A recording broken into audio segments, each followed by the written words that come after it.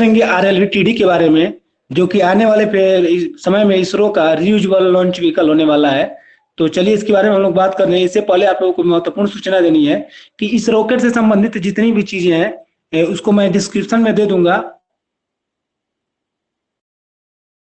और उसके बाद नीचे अगर आप एडवांस लेवल पढ़ना चाहते हैं तो मैं डिस्क्रिप्शन में आईडी दे दूंगा टीचमेंट का, वहां से आप लोग जाके टीचमेंट ऐप को डाउनलोड कर लीजिएगा, जिससे कि आप सीधे मेरे साथ लाइव जुड़ के इस क्लास को आप कर सकते हैं।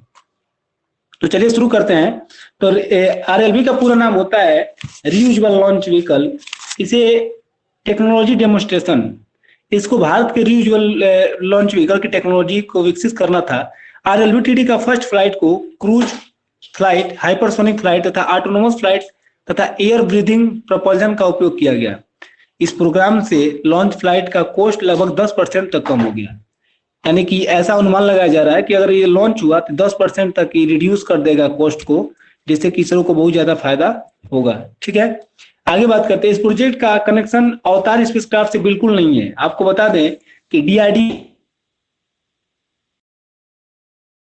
के स्पेसक्राफ्ट बना क्या है, अवतार। उस अवतार से इसका कोई लेना देना नहीं है, अवतार प्लेन से इसका कोई संबंध नहीं है। आपको बता दें, आप उससे इसका कोई संबंध मत समझिएगा। चलिए आगे बढ़ते हैं। आपको बता दें कि ये बिल्कुल अलग तरह का कॉन्सेप्ट है। ये अवतार प्लेन से इसका कोई लेना देना नहीं है। चलिए इसके डेवलपमेंट के बारे में बात कर लेते हैं। इसका विकास आपको बता दें कि 2006 में शुरू किया गया। इसका विकास कब शुरू किया गया? 2006 में इसका विकास शुरू किया गया, और इसरो द्वारा इसका सुपरसोनिक ग्राउंड टेस्ट किया गया। इसे 60 सेकंड तक फायर किया गया, जिसमें इसने मैक 6 की स्पीड हासिल कर ली। आपको बता दें कि मैक 6 को हाइपरसोनिक स्पीड कहा जाता है। जैसे कोई भी मिसाइल या कोई भी लड़ाकू विमान, चाहे कोई भी ऑब्जेक्ट, जब मैक 1.1 से लेके 1 का मतलब है, मैक 1 का मतलब ये होता है कि ध्वनि की रफ्तार से 1 गुना अधिक। तो कोई भी वस्तु, कोई भी ऑब्जेक्ट यदि मैक 1 से अधिक रफ्तार पे जाता है तो उसे सुपरसोनिक बोलते हैं। दुनिया में बहुत सारी मिसाइलें हैं जो सुपरसोनिक रफ्तार से चल सकती हैं, जिसमें कुछ ही देश हैं जिसके पास ये मिसाइलें हैं। जिसमें नंबर 1 पे आता है अमेरिका की टॉमहॉक क्रूज मिसाइल है, जो कि 27,000 किलोमीटर प्रति घंटा की रफ्तार से 2700 किलोमीटर प्रति घंटा की रफ्तार से चल सकती है, जिसे दुनिया का सबसे फास्टेस्ट क्रूज मिसाइल माना जाता है। क्रूज मिसाइल में बहुत डिफरेंस होता है। क्रूज मिसाइल का मतलब ये होता है कि जो हवा से, मतलब कि जमीन से बहुत नजदीक उड़े। जो भी मिसाइल जमीन से बहुत ज्यादा नजदीक उड़ती है उसे हम लोग क्रूज मिसाइल कह सकते हैं। जैसे भारत के पास भी इस समय वर्तमान समय ब्रह्मोस मिसाइल जो है दुनिया की सबसे तेज चलने वाली क्रूज मिसाइल है, जिसकी रफ्तार 3300 किलोमीटर प्रति घंटा है। तो दुनिया की सबसे तेज चलने वाली मिसाइल कौन सी है? ब्रह्मोस। तो जो मिसाइल, याद रखिएगा, कोई भी ऑब्जेक्ट यदि मैक 1 की रफ्तार यानी लगभग 1200 किलोमीटर से अधिक की रफ्तार पर हासिल कर लेता है तो उसे हम लोग क्या बोलते हैं? उसे सुपरसोनिक बोलते हैं। अब कई लोगों का सवाल होगा, सर मैक 1 तो 1000 किलोमीटर को बोलते हैं। तो मैक 1 का मतलब देखिए, मैक 1 अलग अलग जगहों पे अलग अलग होता है। जैसे कि मान लीजिए कहीं पे हवा का दबाव बहुत ज्यादा है तो वहां पे कितना होगा? 1200 किलोमीटर की रफ्तार को मैक 1 बोलेंगे। अब कहीं पे हवा की रफ्तार बहुत कम है तो वहां पे 1000 किलोमीटर की रफ्तार को ही हम लोग मैक 1 बोल देंगे। ठीक है, तो आई होप आप लोग इसको समझे होंगे। आगे बढ़ते हैं।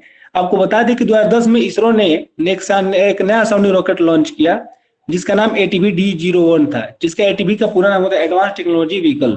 ठीक है, जिसका वजन कितना था? 3 टन। इसका वजन था 3 टन और इसकी लंबाई थी लगभग 10 मीटर। ठीक, जो आप स्क्रीन पे देख रहे हो ये RLV-TD का एक प्रोटोटाइप है। चलिए आगे बढ़ते हैं। आगे आपको बता दें कि इसमें स्क्रैमजेट कंबशन मॉड्यूल का टेस्ट किया गया है। स्क्रैमजेट, देखिए, जो आपको बता दें कि जो मिसाइलें मैक 1 से अधिक की रफ्तार जाती है, जैसे जो क्रूज मिसाइलें होती है, सुपरसोनिक जो मिसाइलें होती हैं, सुपरसोनिक मिसाइलों में कौन सा इंजन लगता है? रैमजेट इंजन लगता है। याद रखिएगा, कौन सा इंजन लगता है?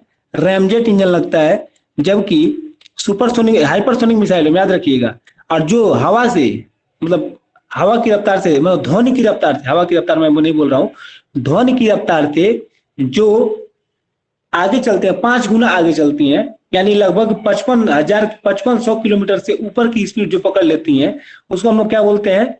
उसे बोलते हैं हम लोग हाइपरसोनिक। ध्वनि की रफ्तार अलग अलग जगहों पे अलग अलग होती है।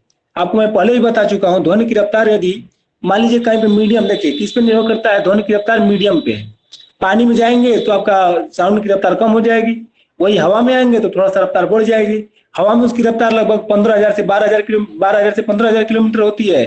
और उसके बाद से तो पानी में उसकी उसी की रफ्तार थोड़ा कम हो जाता है। तो जब पानी में रफ्तार उसकी कम हो जाती है, जहां भी जाते हैं आप, उसकी मीडियम पे निर्भर करता है। तो मैक 1 उसको बोलते हैं, यानी हवा से रफ्तार से आगे, हवा के रफ्तार के, सॉरी हवा के रफ्तार बोल रहा हूँ, साउंड की रफ्तार, ध्वनि की रफ्तार की बराबर को हम लोग क्या बोलते हैं, मैक 1 बोलते हैं। और ध्वनि की रफ्तार से जब कोई वस्तु आगे जाती है तो सुपरसोनिक बूम उत्पन्न हो जाता है। सुपरसोनिक बूम क्या होता है मैं आपको बता चुका हूँ बहुत सारी वीडियोस में। ये मैं एरियन 5 की वीडियो में मैं बता चुका हूँ सोनिक बूम क्या होता है। जब कोई भी फाइटर प्लेन मैक 1 की स्पीड को क्रॉस करता है तो उसके चारों तरफ सोनिक बूम उत्पन्न हो जाता है, जिसमें जोरदार गड़गड़ाहट के साथ आवाज आती है। ऐसा लगता है कि कुछ बिजली तड़क रही है, इतना तेज जाता है। तो आपको बता दें कि जो सुपरसोनिक मिसाइलें होती है, चाहे जो सुपरसोनिक ऑब्जेक्ट्स होते हैं, उसमें रैमजेट इंजन लगता है। सुपरसोनिक मिसाइलों में या कोई भी ऑब्जेक्ट अगर सुपरसोनिक आप करना चाहते हो तो उसमें रैमजेट इंजन लगेगा, जबकि हाइपरसोनिक मिसाइलों में स्क्रैमजेट इंजन लगता है, जो कि मैं आपको इसकी के बारे में बता रहा हूँ। आपको बता दें कि इसमें स्क्रैमजेट इंजन कंबशन मॉड्यूल का टेस्ट किया गया था। कब? 2010 में इसरो ने ATV-D01 नाम से इसका टेस्ट किया था, जिसका वजन लगभग 3 टन था और लंबाई 10 मीटर थी। और इसने स्क्रैमजेट मॉड्यूल को सफलतापूर्वक टेस्ट कर लिया कि कंबशन मॉड्यूल सही से काम कर रहा है कि नहीं कर रहा है। चलिए आगे बढ़ करते हैं। 2012 में इसरो ने अनाउंस किया कि प्रोजेक्ट प्रोटोटाइप बना रहे हैं, मतलब कि 2012 में अनाउंसमेंट किया कि मतलब ऑफिशियल तौर पे RLV-TD प्रोग्राम को, जो आपको स्क्रीन पे दिख रहा है, RLV-TD प्रोग्राम को ऑफिशियली 2012 में अनाउंसमेंट किया गया कि हम लोग कोई प्लान बना रहे हैं, कोई प्रोटोटाइप बना रहे हैं। ठीक है, आगे बात करते हैं। आपको बता दें इसका एरोडायनामिक कैरेक्टरिस्टिज्म को नेशनल एरोस्पेस लैबोरेटरी द्वारा प्रोटोटाइप बनाया गया है। इसका जो प्रोटोटाइप का एरोडायनामिक वर्जन, एरोडायनामिक का मतलब ये होता है कि जैसे कि इसका जो ये डिजाइन दिख रहा है, चाहे आपको इधर डिजाइन का दिख रहा है, फिर इसका डिजाइन इस प्रकार बनाना कि बिल्कुल हवा से मतलब ब्रीदिंग करे, तो इसी को एरोडायनामिक बोलते हैं। इसको किसने डिजाइन किया था? नेशनल, आपको बता दें, नेशनल एरोस्पेस लैबोरेटरी, ठीक है ना, इसको डिजाइन किया था, इसके एरोडायनामिक्स को। आपको पता है RLV-TD का लास्ट स्टेज को हैदराबाद की कंपनी, इसके लास्ट स्टेज को, यानी इसके लास्ट स्टेज को इसी को कह सकते हैं। इसके लास्ट स्टेज को हैदराबाद की कंपनी जिसका नाम है CIM टेक्नोलॉजी, क्या नाम है? CIM टेक्नोलॉजीज ने बनाया है। और ये जो प्राइवेट कंपनी है, CIM टेक्नोलॉजीज क्या है? प्राइवेट कंपनी है, उसने इसको बनाया है। 2015 में आपको बता दें कि 2015 में VSSC मतलब विक्रम साराभाई स्पेस सेंटर ने कि इंजीनियर्स ने इसके सारे इक्विमेट्रायल रॉकेट लॉन्चिंग सिस्टम को स्टेशन में आउटर सरफेस पर थर्मल टाइल्स को लगाया है। आपको पता है थर्मल टाइल्स क्या होती है? आपको मैं दिखा रहा हूँ, ध्यान से देखिएगा। ये जो आपको नीचे दिख रहा है ना, ये ब्लैक कलर का, ये जितना भी ब्लैक कलर का एरिया दिख रहा है, ये थर्मल शील्डिंग है। थर्मल शील्डिंग का मतलब ये है, एक टाइल्स है, ये छोटे छोटे टाइल्स है। इसके बारे में आगे बात करेंगे कि कौन सा टाइल्स है, कैसे काम करता है, आगे इसके बारे में हम लोग बात करेंगे।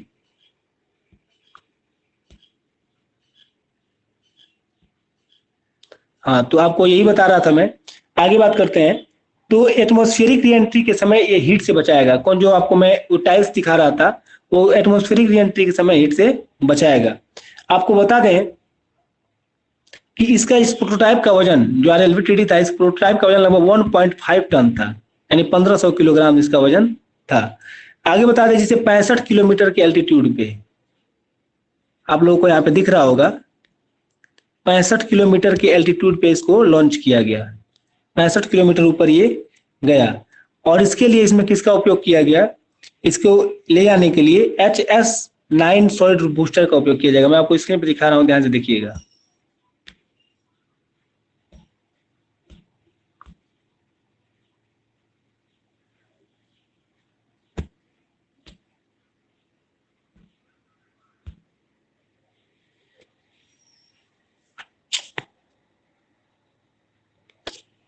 देखिए, जो आपको नीचे दिख रहा होगा यही है HS-9 बूस्टर। ध्यान दीजिएगा, ये नीचे वाला, यही HS-9 बूस्टर है जो इसको लेके गया था, जिसका लंबाई आपको दिख रहा होगा। टोटल इसका लंबाई कितना है? 17 मीटर।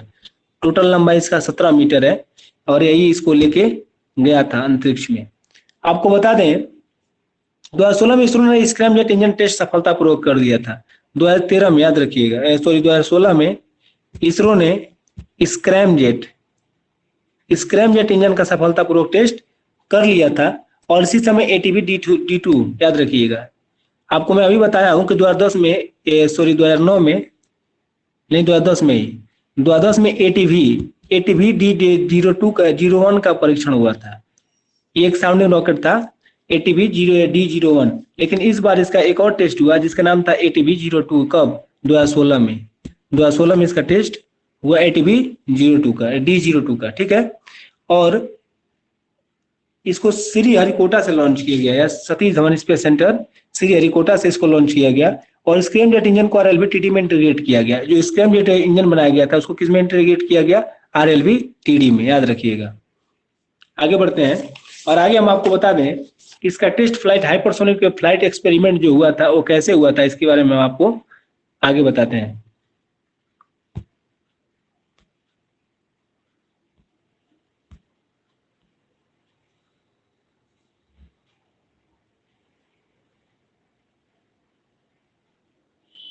अब यहाँ पे आपको स्क्रीन पे दिख रहा होगा कि इसके बारे में आगे कि कैसे इसका फ्लाइट हुआ। यहाँ पे आप लोग ध्यान से देख सकते हो।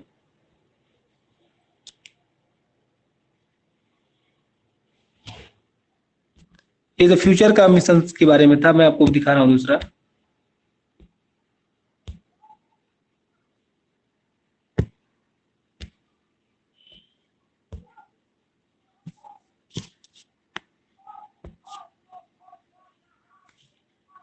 ये देखिए, आपको बता दें कि इसे हाइपर फ्लाइट एक्सपेरिमेंट जो था 2016 में हुआ था। इसका हाइपरसोनिक फ्लाइट एक्सपेरिमेंट टेस्ट कब हुआ था?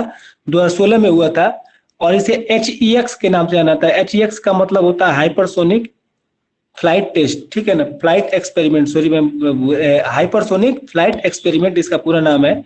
और इसके सब ऑर्बिटल में लॉन्च हुआ। कहाँ पे इसको लॉन्च किया गया? सब ऑर्बिट में लॉन्च किया गया। सब ऑर्बिट का मतलब होता है पृथ्वी की ऑर्बिट से भी नीचे की कक्षा, सब ऑर्बिट में लॉन्च किया गया। सब ऑर्बिट में कितने ऊपर लॉन्च किया गया इसको? सब ऑर्बिट में इसको लगभग 65 किलोमीटर ऊपर लॉन्च किया गया। और इसे कितनी देर तक यहाँ पे इसको इंजन को ऑन रखा गया? ये 773 सेकंड में ही 65 किलोमीटर ऊपर पहुंच गया। और ये इसकी एटमॉस्फेरिक री एंट्री स्पीड लगभग मैक 5 थी। मैक 5 की मतलब देखिए, किसी भी ध्वनि की रफ्तार से जितना गुना होगा ना उसे मैक बोलेंगे, मैक 5। आगे बढ़ते हैं। मैक 5 की स्पीड ये हासिल कर लिया था, आपको बता दें। और इसके बे ऑफ बंगाल में 400 किलोमीटर दूर, याद रखिएगा, जहां से लॉन्च हुआ था।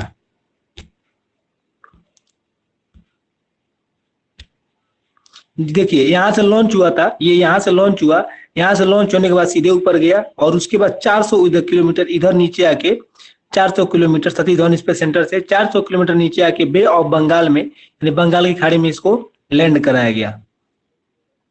आपको बता दें कि इसे इसके निर्धारित स्थान पर किया गया। इसमें पानी के ऊपर फ्लैटिंग सिस्टम नहीं लगाया गया था। एक बात और बता दें आपको कि इसको इस तरह पहले प्रोटोटाइप को इस तरह डिजाइन किया गया था कि पानी के पे फ्लोट नहीं कर पाएगा, इसीलिए इसे पानी में सीधे सीधे डुबो दिया गया और इसे रिकवर नहीं किया गया।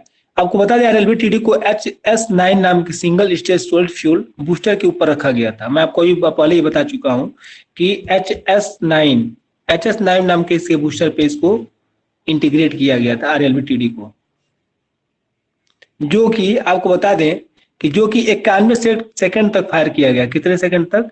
91 सेकंड तक फायर किया गया। और लगभग इसने इसके बाद से इसको सेपरेट कर दिया गया, यानी इसको हटा दिया गया। और इसमें हीट सील्ड, आपको बता दें किस किस चीज का टेस्ट हुआ इसमें। सबसे पहले हीट सील्ड का टेस्ट हुआ,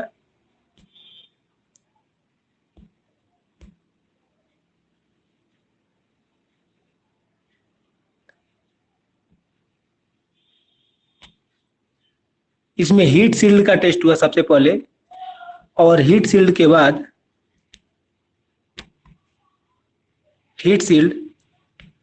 उसके बाद गाइडेंस सिस्टम, इसमें कौन सा गाइडेंस सिस्टम काम कर रहा है कि नहीं सही से, गाइडेंस सिस्टम। गाइडेंस सिस्टम के बाद इसमें नेविगेशन सिस्टम। ये सब चीज को आप लोग नोटेड रखिएगा, बहुत इंपॉर्टेंट चीजें हैं। गाइडेंस, नेविगेशन सिस्टम, और नेविगेशन सिस्टम के बाद कंट्रोल एल्गोरिथम। कंट्रोल एल्गोरिथम का इसमें कंट्रोल एल्गोरिथम को हाइपरसोनिक स्पीड पर टेस्ट किया गया। ये बहुत बड़ी बात होती है, कोई भी ऑब्जेक्ट यदि हाइपरसोनिक फेज में रहता है तो उसको उसको टेस्ट करना बहुत ज्यादा मुश्किल का काम होता है, आप सभी सब जानते होंगे। इसके नोज पर एक सिलिका टाइल्स को नीचे लगाया गया था। आपको मैं उससे पहले ये चीज मैं थोड़ा दिखा दूंगा। देखिए सबसे पहले लॉन्च हुआ, ध्यान से देखिएगा आप सभी।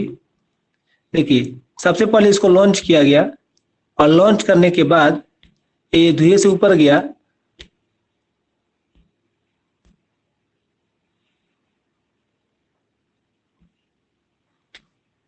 ऊपर गया ये देखिए, और 91 सेकंड बाद इसको सेपरेट कर दिया गया। और 91 सेकंड तक सेपरेट करने के बाद अब देखिए इसी को रोल पिच या जो भी या बोलते हैं इसको, देखिए सेपरेट हो गया 11 सेकंड के बाद। और 5वें नंबर पे इसको 45 किलोमीटर पीक एल्टीट्यूड यानी सबसे ऊपरी एल्टीट्यूड पे इसको टेस्ट किया गया। और उसके बाद से आप देख सकते हैं इधर, इसके बाद इसको नीचे लाया गया धीरे धीरे करके, एटमॉस्फेरिक री एंट्री कराया गया। और इसका री एंट्री कराने के बाद थोड़ा सा इसको कंट्रोल करके नीचे दबाया गया। और नीचे दबाने के बाद इसको फाइनली इसके लैंडिंग फेज को देखा गया, मैन्यूवर को देखा गया कि सही से चल रहा है कि नहीं। और फाइनली नोवेनोवा पे इसको लैंडिंग करा दिया गया। और ये रनवे पे लैंडिंग नहीं हुआ बल्कि इसको समुद्र में गिरा दिया गया। आगे बढ़ते हैं।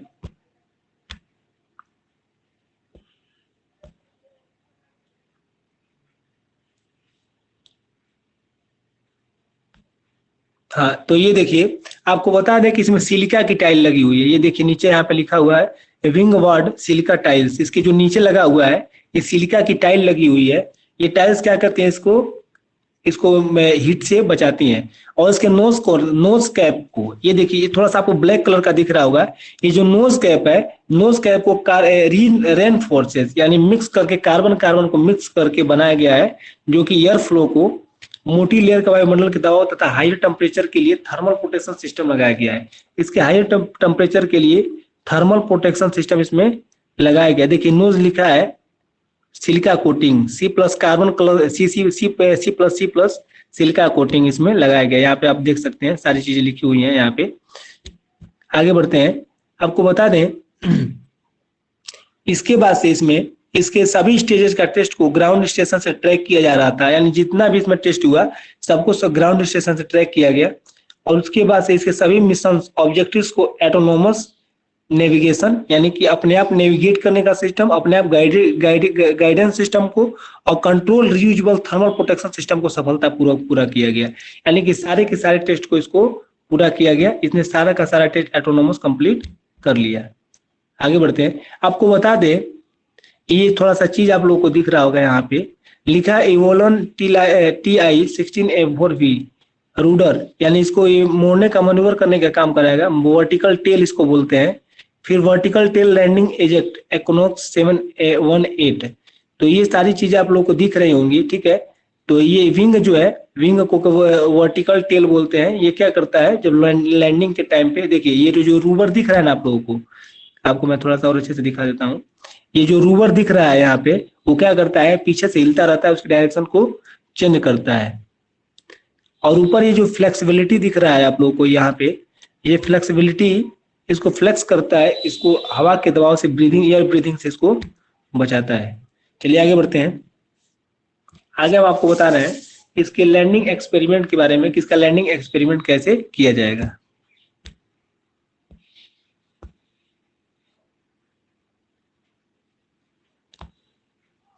चलिए इसके फ्यूचर के बारे में बात करते हैं।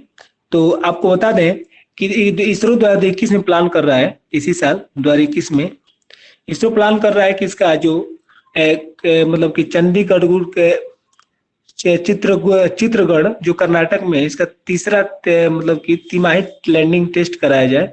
और RLV-TD को हेलीकॉप्टर की मदद से उठाया जाएगा। देखिए इसको हेलीकॉप्टर की मदद से उठाया जाएगा, यहाँ पे आप लोगों को दिख रहा होगा। हेलीकॉप्टर की मदद से यहाँ पे उठाया जाएगा। और उठाए जाने के बाद इसको ऊपर ले आके छोड़ दिया जाएगा। कितने किलोमीटर ऊपर? 4 किलोमीटर ऊपर ले आके इसको छोड़ दिया जाएगा। और 4 किलोमीटर ऊपर एल्टीट्यूड पर इसे ग्लाइड कराया जाएगा। ग्लाइड का मतलब है सीधे जाएगा और यहाँ पे ग्लाइड करेगा, और ग्लाइड करने के बाद इसके बाद इसको रनवे पे लैंड कराया जाएगा, और या पैराशूट से लैंड कराया जाएगा समुद्र में, या रनवे पे इसको लैंड कराया जाएगा। आपको बता दें वीएसएससी, वीएसएससी का मतलब होता है विक्रम साराभाई स्पेस सेंटर ने पहले आरआईएस का पूरा नाम होता है RLV interface system, RLV interface system ने, जिसका नाम है आरआईएस, आरआईएस का पूरा नाम होता है RLV interface system. Interface system ने क्वालिफिकेशन मॉड्यूल को, लैंडिंग गियर को सफलतापूर्वक तैयार कर लिया। इसके लैंडिंग गियर को और इसके बाद इसके क्वालिफिकेशन मॉड्यूल को अच्छे प्रकार से तैयार कर लिया है। अब इसके फ्यूचर डेवलपमेंट के बारे में बात करते हैं कि फ्यूचर में इसका कैसा कैसा डेवलपमेंट होने वाला है। थोड़ा इसको मैं जूम कर देता हूं, आप लोग और अच्छे से देख लीजिए। आप लोगों को सीधा सीधा ऊपर दिख रहा होगा, the reusable launch vehicle RLV will touch Mach 5 time the speed of sound, re enter atmosphere and they land on the water. ये देखिए यहाँ पे आप लोगों को दिख रहा होगा सारा चीजें। इसके बाद से hold for ISRO, RLV is the wings vehicle that will be take off a rocket and glide back land and like a plane. यानी इसको कब लैंड कराया जाएगा, इसको प्लेन की तरह लैंड कराया जाएगा। यहाँ पे आप लोगों को सीधे सीधे दिख रहा होगा कि मैं अभी आपको बताया हूँ। A develop version of the RLV can be used the manned mission in future. ये आप लोगों को दिख रहा होगा कि इसका जो डेवलपमेंट होगा ये मैन्ड मिशन में भी इसका उपयोग किया जाएगा। लिखा है in the experiment RLV will be land on the water as we does not have a runway or the required length is 5 kilometer and longest runway the country is 2 kilometer। यानी कि भारत के पास इसको लैंड कराने के लिए 5 kilometre लंबा runway चाहिए, लेकिन इस समय इंडिया के पास अभी 2 किलोमीटर अधिकतम रनवे वाला ही एयरफोर्स स्टेशन मौजूद है। आप लोगों को दिख रहा होगा अच्छे से। चलिए आगे बढ़ते हैं।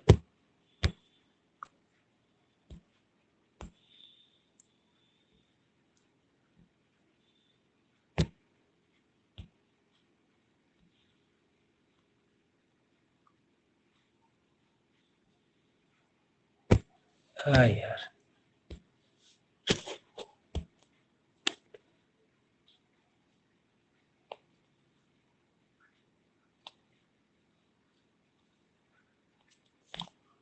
आपको यहाँ पे और अच्छे से दिख रहा होगा कि टोटल लंबाई इसकी कितनी है, 17 मीटर, जिसमें से इसके जो इसका जो ऑर्बिटर है, यानी जो इसका आरएलवी टीडी मेन वाला, ये 6.5 मीटर लंबा है।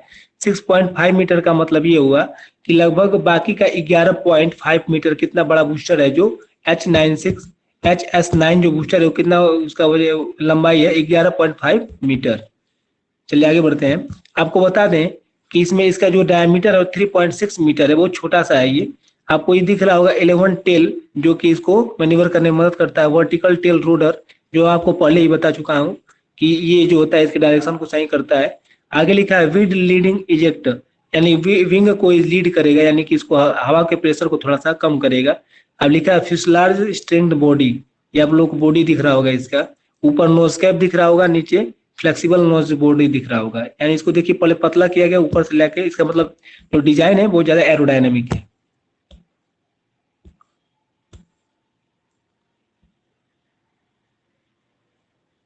अब देखिए ये लिखा है पहला 1.5 ton weight of the first RLV TD, यानी पहला वजन कितना था, पहले का वजन कितना था 1.5 टन। ये आपको दिख रहा होगा। The first RLV TD was launch from the sea airport of 23 मई last year and is spread down on the bay of Bengal from the height of 60.5 kilometre, यानी 65 किलोमीटर ऊपर गया, फिर इसके बाद नीचे आ गया। ISRO plan to launch a series of technology demonstration because attempting the build fly frigate vehicle that was can reuse with launch satellite, यानी जो सैटेलाइट को लॉन्च करेगा इसलिए और उसको रीयूज कर सकेगा इंडिया। चलिए आई होप आप लोग समझे होंगे। आगे बात करते हैं इसके फ्यूचर प्रोग्राम के बारे में।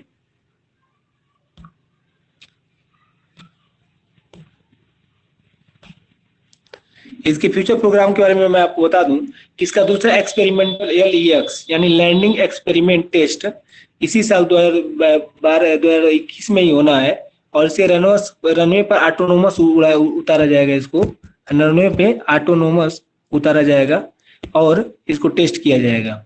आपको बता दें इसका डिजाइन और मैन्युफैक्चरिंग वीएसएससी द्वारा किया जा रहा है। विक्रम साराभाई स्पेस सेंटर द्वारा इसका मैन्युफैक्चरिंग और इसका डिजाइनिंग किया जा रहा है। और इसका जो लैंडिंग गियर है, लैंडिंग गियर कौन देगा? हिंदुस्तान एरोनॉटिक्स लिमिटेड, जो कि इंडिया के फाइटर प्लेन्स पे काम करती है, जिसने तेजस को बनाया है, वही इसका लैंडिंग गियर देगी, हिंदुस्तान एरोनॉटिक्स लिमिटेड। आगे बात करते हैं। और इसके नेविगेशन इक्विपमेंट का सप्लाई इसरो का मटेरियल सिस्टम, मटेरियल जो सिस्टम इसरो का, वो आईएसएस इसका नाम है। आईएसएस मतलब इंटरनेशनल स्पेस स्टेशन में समझिएगा, इसका नाम है इसरो मटेरियल सिस्टम। ये जो इसका नेविगेशन सिस्टम है उसका ये सप्लाई करेगा। आगे बात करते हैं। इसका लैंडिंग एक्सपेरिमेंट को चित्रदुर्ग डिस्ट्रिक्ट से, जो कि तमिलनाडु में चित्रदुर्ग डिस्ट्रिक्ट से इसका लैंडिंग टेस्ट किया जाएगा। और इसके कई सारे एक्सपेरिमेंट किए जाएंगे, आगे चल के इसके बहुत सारे एक्सपेरिमेंट किए जाएंगे। पहला नंबर तो इसका हो गया एचईएक्स टेस्ट हो गया है, इसका पूरा नाम है हाइपरसोनिक फ्लाइट एक्सपेरिमेंट, इसको 2016 में कर दिया गया है। इसके बाद से इसका एक और अगला टेस्ट होने वाला है, दूसरा नंबर का टेस्ट। आपको व्हाइट बोर्ड पे लेके चलता हूँ और अच्छे से समझ में आएगा आप सभी को। इसका दूसरा टेस्ट जो होने वाला है, दूसरा टेस्ट का नाम है एलईएक्स। एलईएक्स का पूरा नाम होता है लैंडिंग एक्सपेरिमेंट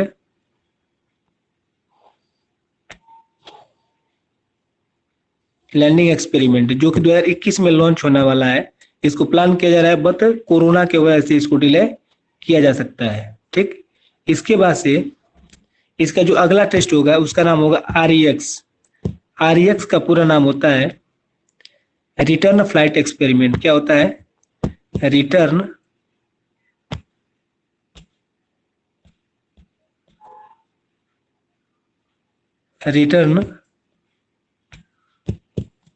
फ्लाइट एक्सपेरिमेंट अगला इसका होने वाला है, तीसरा नंबर पे।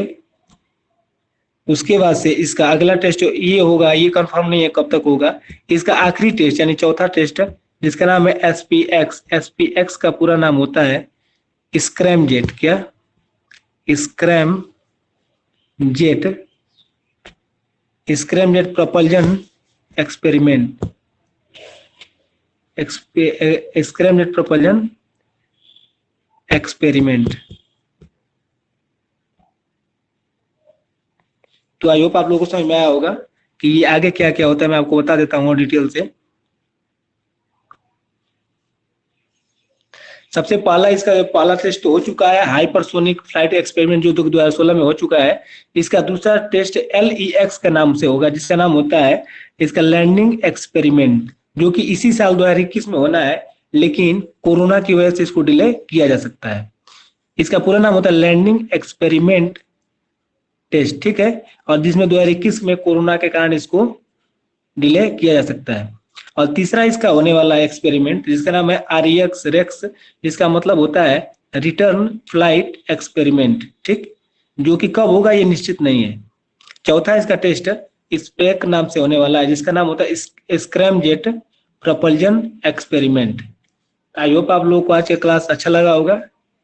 आप लोग इसको जरूर देखिए। और बाकी क्लासों में और हमारे क्लासों में यही अंतर होता है कि हम बिल्कुल एकदम ट से चीजों को निकाल के उसकी जो मेन चीजें हैं उसको आपको सामने रखते हैं और आपको अधिक से अधिक नॉलेज देने का प्रयास। मिलेंगे नेक्स्ट क्लास।